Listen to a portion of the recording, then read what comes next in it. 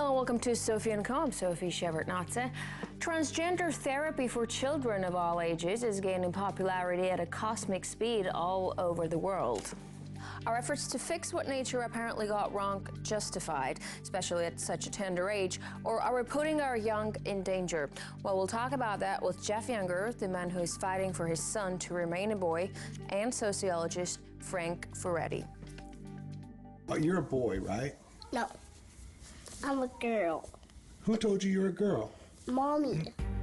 Gender identity is something children as young as 3 are unlikely to have heard of. Yet some, it seems, have a clear understanding of who they want to be, and are now caught in the bitter crossfire of debate about whether sex change therapy should be available to the young and vulnerable. While celebrities offer support in the forefront, calling it necessary treatment, experts argue about whether such progress really will improve thousands of people's lives, or represent a dangerous trend for humanity. Jeff Younger is father of the 7-year-old James. Jeff, welcome to the show. It's great to have you with us. Thanks for agreeing to talk to us. You're welcome. Thank you for having me on. So your story has sparked a huge debate all around the world.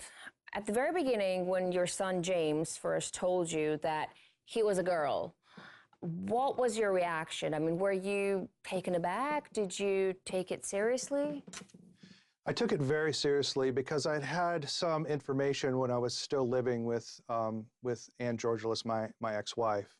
She had been putting him into timeouts and saying things like the monsters only eat boys and some odd things like that. So when I heard this, I took it very seriously. He said, "Mommy tells me I'm a girl." And I would ask him, do you look like a girl? And he'd say, "No, but Mommy tells me I'm a girl." He's never presented himself as a girl to me ever. And in fact, with me, he violently rejects any female identity. He won't wear female clothes. He won't even wear boys' brief underwears because he says it's too much like girls' underwear. So he's basically living this bipolar life right now. He's a boy when he's with you, and he's forced to dress like a girl, or does he dress like a girl by his own will when he's with a mom? I believe he dresses by his own will when he's with his mother. I just don't think he believes that she'll love him if he's a boy. But he dresses as a boy at her house as well. Does she somehow tell him not to dress as a boy if he wants to dress as a boy? I've only been in public with him as a girl twice, and on both cases when I brought boys' clothes, his mother was extremely disapproving, and in one case pulled him out of my arms, and I had to let him go so that he wouldn't get hurt, so that he wouldn't be allowed to put on boys' clothes. So James told you... So he knows that she disapproves of it strongly. So James told you that his mother dresses him in girls' clothing, uses hair clips, puts nail polish on him. So my immediate reaction would be to get in touch with his mom and ask why. I mean, did you do that? What was Anne's explanation? I did. I mean, did you have a talk about it? Well, first of all, I just wanted to verify it, and I sent her a text and said, are you actually telling James that he's a girl? And she's just replied simply yes, and then refused to talk to me about it. The next time that it became an issue was when he had his sort of coming out party. She took him to his 5th birthday party in a dress. She just essentially wouldn't speak to me about it. But is it normal that, because you're just as much of a parent as she is it normal that a yes is an answer enough for your son to be heading towards a gender change? No, it's absolutely not normal. I'm a joint managing conservator in Texas, and that means that we share parental rights. But there was one key parental right that the court did not give me, and it was the right to consent to psychiatric and psychological treatment. And that's kind of how she's gotten around this. She's saying that this is psychiatric treatment, and so I have no rights regarding this issue with my son. So James is being dressed as a girl. His name was changed to Luna. He attends the girls' bathroom at school. So if everything goes ahead like James's mother wants, your 7-year-old boy will be given puberty-blocking hormones, and in a couple of years will undergo sex change surgery. I mean, it's kind of hard to ask, but how does it make you feel? Look, I consider this to be child abuse and the sexual mutilation of children on an industrial scale. So it makes me feel terrible. I can't believe that a mother would do this to her son. And I cannot believe that the state of Texas would allow it and sanction it. But we have clinics right here in Texas that do sex changes on children all the time. So your ex-wife is accusing you of child abuse towards James. What exactly is she implying by abuse? She's saying that it's psychologically abusive to James, that I will not affirm his fake female identity. And she has gone to court and filed what's called a motion to modify. It's a thinly veiled parental termination request, saying that I have to go to a transgender education class. If I don't attend the class or achieve satisfactory marks, then I can be jailed for contempt. I can be jailed if I use male pronouns for James or show him in public as a boy, or if I cut his hair in a boy's hairstyle. And if all those things, if I do any of those things, she wants them to essentially allow no overnight stays and only a few days a month seeing my son. She wants to remove all my influence from his life.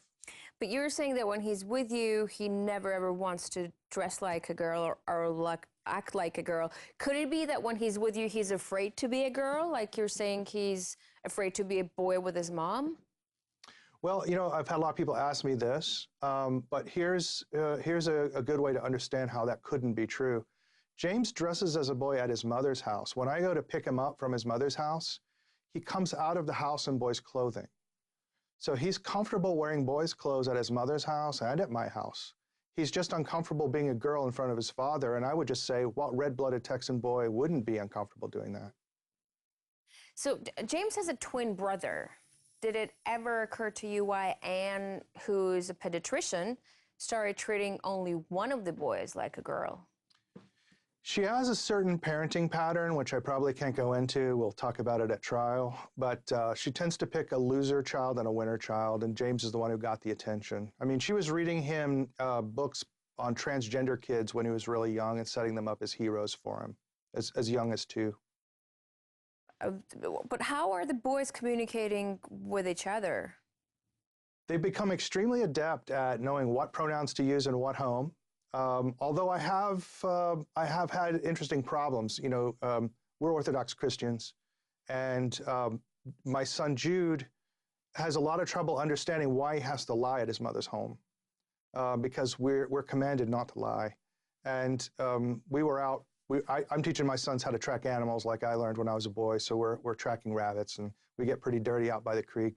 We were taking a shower, and the boys are getting in, and Jude just points down at James and says, "Look, he's not a girl. He's a boy. Why do I have to call him a girl?" And under the current orders I am under from the court, I actually can't answer that question. I'm legally prohibited from trying to convince James that he's a boy. But have you ever so asked I couldn't him, answer the question. Have you ever asked him, do you want to be a girl? Have you ever posed a question to him? Yeah, and he says no, he likes being a boy. And all of his best friends are boys. Their favorite activity is wrestling. So if that's what he says in court, why is court so adamant citing the mom? Well, it's a great question. So what he's actually told the court, so the court asked us to take them to social services and let the boys express their preferences. And what James said was he wants to be a girl at his mom's home and a boy at his dad's home. Oh, so he basically wants both his parents to love him. Okay, so you're battling in court for full custody over James, but as of now, you can't call James by his name, can't dress him with male pronouns, can't share your thoughts with him. How do you two communicate? So the temporary orders that I'm under before we go to final trial actually do allow me to address him as James and use male pronouns, but I cannot do that in front of third parties who know him as a girl. So basically, I can't go to his school. I keep him away from any friends he might have at school that know him as a girl. And at my home, he's known as James, and I use male pronouns. What I'm prohibited from doing right now is trying to convince him that he's actually a boy. That's prohibited me from teaching him traditional Orthodox Christian teachings on sexuality and gender. I can't let him go to Sunday school at my church, St. John the Baptist Church in Georgulas, Texas. And, you know, I'm even a little trepidatious about reading from the book of Genesis, you know, as we go through our Bible readings after Pascha.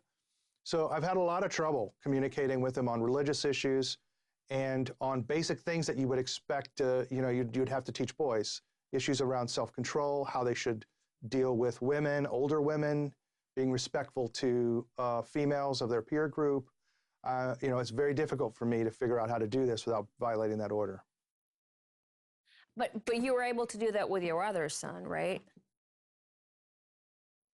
Yes, yes. So, and thank goodness James models a lot off his brother, so. And they're very close, right? Oh, very close, very, very close. From what I understand, your ex-spouse, Anne, has got the school and doctors on her side. Whose support do you have? So one of the issues is that many of the Christian foundations, you know, we talked to Alliance Defending Freedom, for example. They're the ones who defended the baker in Colorado. They really don't get involved in family law cases because family courts are basically lawless. They just don't follow statutes. They're willing to help us when we get to the appeals level. What we have done is we have found experts, endocrinologists, pediatric endocrinologists, psychologists, who have a deep understanding of what the actual transgender research shows, and they're prepared to testify that the basic claims that Anne Georgulas is making about my son are false. How far are you ready to go to fight for James being a boy? There are no limits to which I will go to protect my son. One of the big problems that that I'm going to face eventually is in the state of Texas. Right now, the court's position is that all of this is medical child support. So I have to pay for him to go to, you know, gay therapist who's teaching him that he's a girl. I have to pay for the hormone suppression of puberty, which actually chemically castrates boys and prevents the growth of their sexual organs. And if he goes on to a surgical transition, that would be medical child support as well, and I'd have to pay for that. And the simple fact of the matter is, you know, parents owe their children at a very minimum not to harm them, and I'm not paying for any of this. I'm not going to participate in the abuse of my son in any way. Can you, I mean, I don't know how it works in America exactly, but can you theoretically take it to the Supreme Court? Well, everyone I've talked to fully expects that this case will go to the Texas Supreme Court. I would not be surprised if after that it goes into the federal court and could make its way up there. Everyone I've talked to, including people at the Attorney General's office, says that they fully expect it will go to the Texas Supreme Court. I can assure you that whoever wins on October 15th, whoever wins that trial, it will be appealed, and whoever wins the appeal, it'll be appealed to the Supreme Court of Texas. There's no question about it. One of the reasons this case is so interesting to a lot of the legal authorities is my son does not present exclusively as one gender. He has a normal gender self-identity with me, and he has an abnormal gender self-identity with his mother.